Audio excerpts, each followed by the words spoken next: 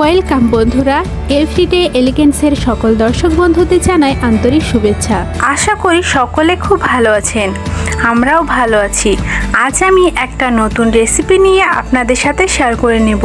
এই দেখুন বন্ধুরা, এগুলো চিনতে পারছেন? এগুলোকে আমরা বলি ভুরোর চাল।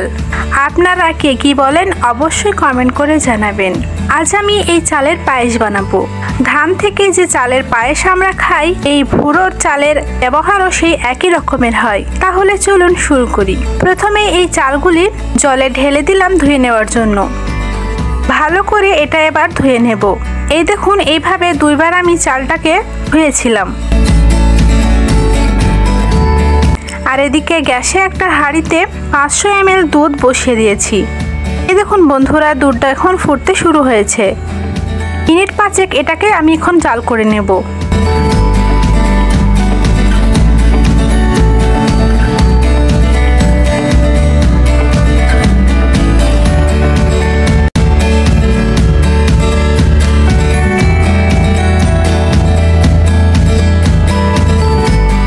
এখন আমি এই ধুয়ে রাখা ভুরোর চালগুলি দুধের মধ্যে দিয়ে দেব।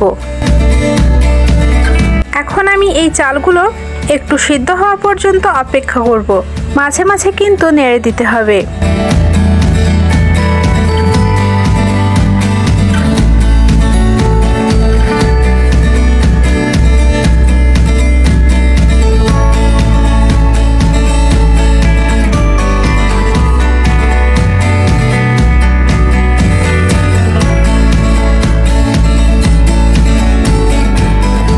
দেখুন চালগুলো কেমন সিদ্ধ হয়ে গিয়েছে।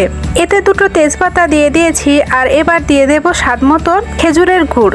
গুড়টা যে যেমন মিষ্টি পছন্দ করেন সেই আন্দাজে দেবেন।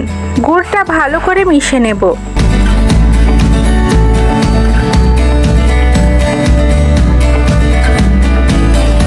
কেমন রংটা পরিবর্তন হচ্ছে ধীরে ধীরে, একটা সুন্দর রং চলে এসেছে।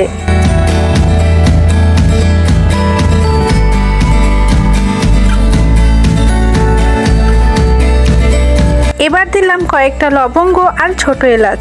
কাজু বাদাম কিশমিশ ব্যবহার করা যেতে পারে, তবে আমার কাছে ছিল না বলে দিতে পারিনি। এখন এটা নেড়েচেড়ে একটু রান্না করে নেব, হাঁড়ির তলায় যেন লেগে না যায়।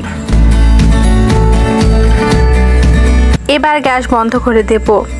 তাহলেই রেডি হয়ে যাবে ভুরোর চালের পায়েস। এটা খেতে দারুণ লাগছিল। আমি এটা আগে কখনো খাইনি, এই প্রথম বানালাম আর প্রথমবার খেলাম। আপনারাও বানিয়ে খেয়ে দেখতে পারেন। এবার সার্ভ করে দেব। তাহলে কেমন লাগলো ভিডিওটা অবশ্যই কমেন্ট করে জানাবেন।